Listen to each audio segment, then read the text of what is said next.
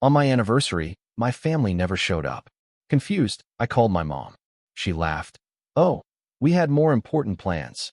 I stayed silent and posted a photo of my amazing anniversary party with a caption thanking my real family.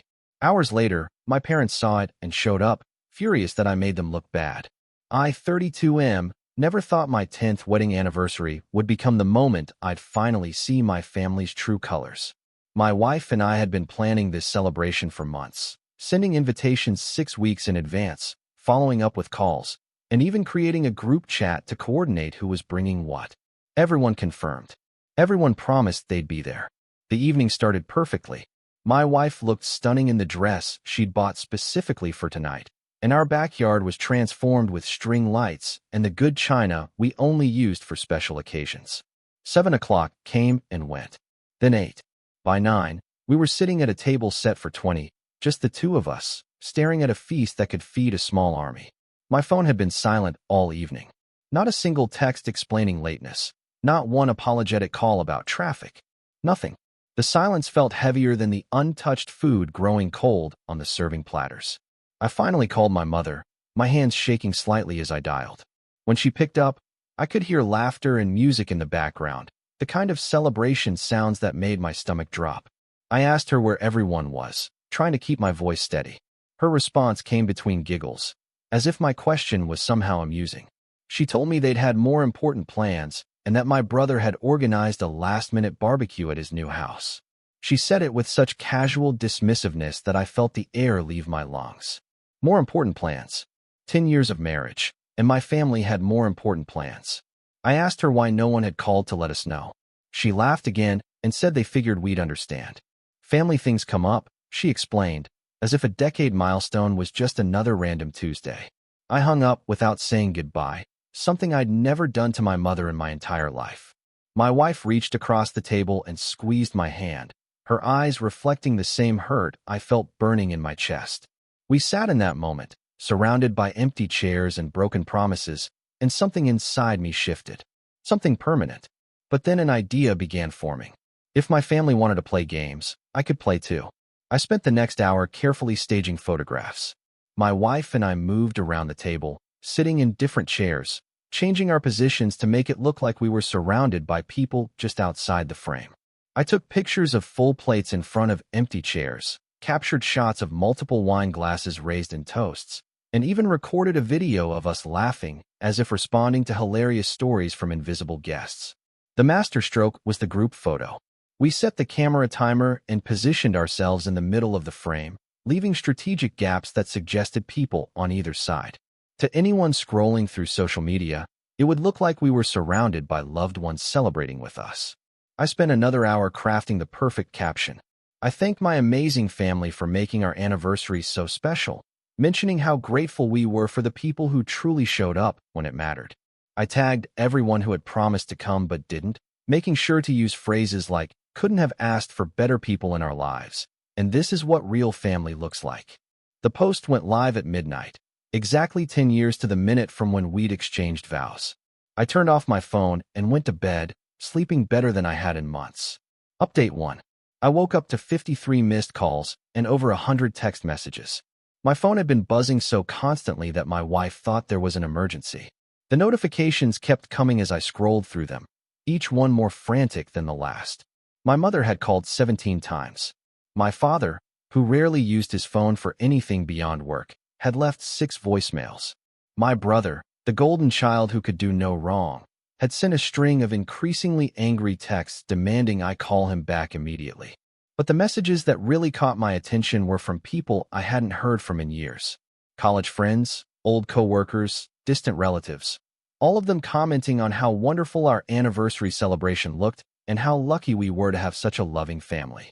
Several mentioned how they wished their own families were as close as ours appeared to be. The irony was delicious. My aunt, my mother's sister, had shared the post with her own caption about how beautiful it was to see family prioritizing each other. 3 of my cousins had commented with heart emojis and promises to visit soon. Even my wife's elderly grandmother, who barely understood social media, had somehow managed to leave a comment about how proud she was of us. The contrast between the public praise and the private panic in my phone was exactly what I'd hoped for. I waited until noon before checking the actual post. It had over 200 likes and 37 comments, all positive. People were asking about the recipes we'd served, complimenting the decorations, and sharing their own anniversary memories. To the outside world, we looked like the poster family for love and togetherness. My brother's comments were hidden in the mix, carefully worded to maintain his image while trying to do damage control. He'd written something about wishing he could have stayed longer and how grateful he was for such a wonderful evening. Anyone reading it would assume he'd been there the whole time. The really interesting responses came from my parents' friends and colleagues.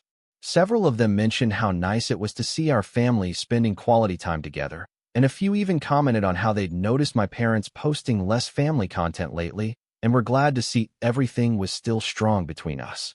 I could practically feel the pressure building. Update 2. They showed up at my house that afternoon like a storm front moving in. I watched through the window as my parents' car pulled into the driveway with the kind of aggressive parking that suggested barely controlled fury. My brother was right behind them, and behind him came my sister, who lived 3 hours away but had apparently dropped everything to be part of this confrontation. My wife and I exchanged glances. We'd been expecting this. I opened the door before they could knock, standing in the doorway like a barrier they'd have to get through to enter my home.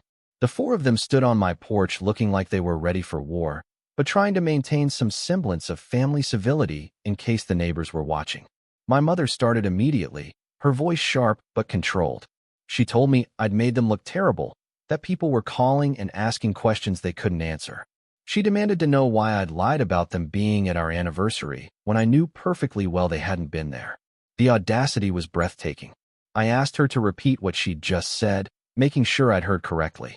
She wanted to know why I'd lied about them being there, when the real question was why they hadn't been there in the first place. My father stepped forward, trying to play peacemaker but achieving the opposite effect. He said they understood I was hurt, but that making them look bad on social media wasn't the solution. He suggested we talk about this privately, away from public scrutiny. My brother, predictably, went straight for aggression. He told me I was being manipulative and childish, that I'd embarrassed the entire family over a simple misunderstanding. He said I owed them all an apology and needed to post a correction immediately. But it was my sister who really revealed the depth of their self-absorption. She told me she'd had to field calls from her friends asking about our wonderful anniversary party, and she'd been forced to lie to cover for me. She was angry that I'd put her in an uncomfortable position and made her look like she didn't know what was happening in her own family. I let them all finish their speeches, standing there absorbing the blame they were trying to heap on me for their own choices. Then I asked them a simple question: what exactly had I lied about? The silence that followed was telling. I pointed out that I'd never actually said they were at the party. I'd thanked my real family, the people who showed up when it mattered. I'd posted pictures of our celebration and expressed gratitude for the love in our lives. If people had assumed they were there, maybe that said more about what people expected from a family than about what I'd claimed. My mother's face went through several interesting color changes as she processed this. She told me I knew exactly what I was doing, that I'd deliberately made it look like they'd been there to make them look bad for not coming. I asked her why it would make them look bad if there was nothing wrong with choosing not to come to their son's 10th anniversary celebration. Update 3. The conversation that followed was 10 years in the making. Maybe longer. All the careful politeness, all the diplomatic silence, all the times I'd swallowed my disappointment to keep the peace. It all came spilling out on my front porch while my neighbors pretended not to watch from their windows. My brother tried to take control of the narrative, explaining that his barbecue had been planned for weeks and that everyone had assumed I'd understand family priorities. When I asked him why a last-minute barbecue took precedence over an anniversary that had been planned for months, he got defensive and started talking about how I was always trying to make everything about me. The irony was thick enough to cut with a knife. My sister jumped in with a list of grievances I didn't even know she'd been keeping. Apparently, I was too demanding of their time, too expectant of their presence at important events, too needy when it came to family involvement. She said they all had lives and couldn't be expected to drop everything for every milestone. I asked her to name the last milestone they'd attended. She couldn't. My parents tried a different approach, shifting to emotional manipulation. My mother started talking about how hurt she was that I'd chosen to handle this publicly instead of coming to them directly. She said she'd thought we were closer than this, that she'd raised me to communicate better. I reminded her that I had communicated directly. I'd called her the night of the anniversary, confused and hurt about why no one had shown up. She'd laughed and told me they had more important plans. I asked her what part of that interaction suggested I should have tried to communicate more clearly. My father attempted to bridge the gap by acknowledging that maybe they should have called to cancel, but that didn't justify what I'd done in response. He said 2 wrongs didn't make a right, and that I was old enough to handle disappointment without resorting to public embarrassment. That's when something in me snapped completely. I told them they were absolutely right. I was old enough to handle disappointment. I was old enough to recognize when people's actions showed their true priorities. And I was definitely old enough to stop pretending that their consistent absence from important moments in my life was just a series of unfortunate coincidences. I laid out the pattern for them, year by year. The graduation they'd missed because my brother had a game. The promotion celebration they'd skipped because my sister was having relationship drama. The housewarming party they'd left early because my mother had a headache. The birthday dinners that got postponed indefinitely because something always came up. 10 years of marriage. And they'd attended exactly 3 events that mattered to me. 3 out of dozens. My wife, who had been quietly standing beside me through all of this, finally spoke up. She told them that what hurt most wasn't that they'd missed our anniversary. It was that when I'd called confused and looking for an explanation, my mother had laughed. She'd actually laughed at her son's disappointment and dismissed his hurt like it was amusing. The silence that followed was deafening. My mother tried to backtrack, saying she hadn't meant to laugh, that she'd been nervous and it had come out wrong. But I'd heard that laugh. We all knew what it had meant. I told them that if they were truly concerned about how they looked to other people, maybe they should consider how their actions actually affected the people who mattered most. I said I wasn't going to post any corrections or apologies because I hadn't done anything wrong. I'd celebrated my anniversary with the people who showed up, taken pictures of our joy, and shared gratitude for the love in my life. If that made them look bad, they needed to examine why. Final update. They left angry, but they left. I watched their cars pull out of my driveway and felt something I hadn't experienced in years. Peace. Not the fragile peace that comes from avoiding conflict, but the solid peace that comes from finally telling the truth. The aftermath was fascinating to watch unfold. Over the next few days, my social media filled with comments from people sharing their own stories of family disappointment and chosen family triumphs.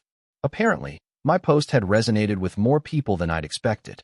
My wife's family, who had never been particularly close to my parents, started reaching out more frequently. Her brother invited us to their upcoming lake house weekend. Her parents asked if we wanted to join them for their anniversary celebration next month. People who had always been peripheral to our lives suddenly wanted to be more central. Meanwhile, radio silence from my biological family. 2 weeks later, my mother called. Not to apologize, but to ask if I'd seen that my cousin's wife was pregnant and whether I was planning to attend the baby shower. The audacity was breathtaking, but also clarifying. She was testing whether things were back to normal, whether I'd fallen back into the pattern of pretending their behavior was acceptable. I told her I hadn't been invited to any baby shower, and if I was, I'd make my decision based on who would actually be there to celebrate. The conversation ended quickly. My brother tried a different approach, showing up at my work 3 weeks after the porch confrontation. He wanted to talk privately, away from our parents and the drama. He said he understood why I was upset, but that I was punishing everyone for what was really just poor communication. I asked him if he thought poor communication was really the issue. He couldn't answer. The truth was becoming clear to everyone, including them. This wasn't about one missed anniversary or one thoughtless laugh. This was about years of being treated like an afterthought, of having my importance in their lives consistently ranked below convenience, comfort, and other people's needs. The social media post had simply made visible what had always been true. When it mattered, they weren't there. 6 months later, my wife and I hosted Thanksgiving for the first time. We invited our chosen family, close friends, her relatives, the neighbors who had become like siblings, co-workers who had become confidants. 22 people came. 22 people who wanted to be there, who rearranged their schedules and brought dishes and showed up with gratitude and joy. My parents drove by the house that afternoon. I saw their car slow down as they passed, saw them looking at all the cars in the driveway, and the warm light spilling from every window. They didn't stop. They didn't call. But they saw what a family celebration looked like when people actually prioritized being together. The anniversary post is still up. It still gets likes and comments from time to time, usually around holidays when people are thinking about family and gratitude. I never posted a correction because there was nothing to correct. I had celebrated with my real family, the people who showed up when it mattered. And sometimes the most important thing you can do is let the truth stand exactly as it is, uncomfortable and clarifying and absolutely unvarnished. The revenge wasn't in the post itself. It was in finally stopping the pretense that their absence was acceptable and in building a life full of people who understood that love is a verb, not just a word you say when it's convenient. Thank you for watching. If you enjoyed this story, please hit that subscribe button. Don't forget to give it a thumbs up and share it with friends or family who might enjoy it too. Your support means a lot. And if you have any thoughts, questions, or story ideas, drop them in the comments below. I'd love to hear from you. See you in the next story.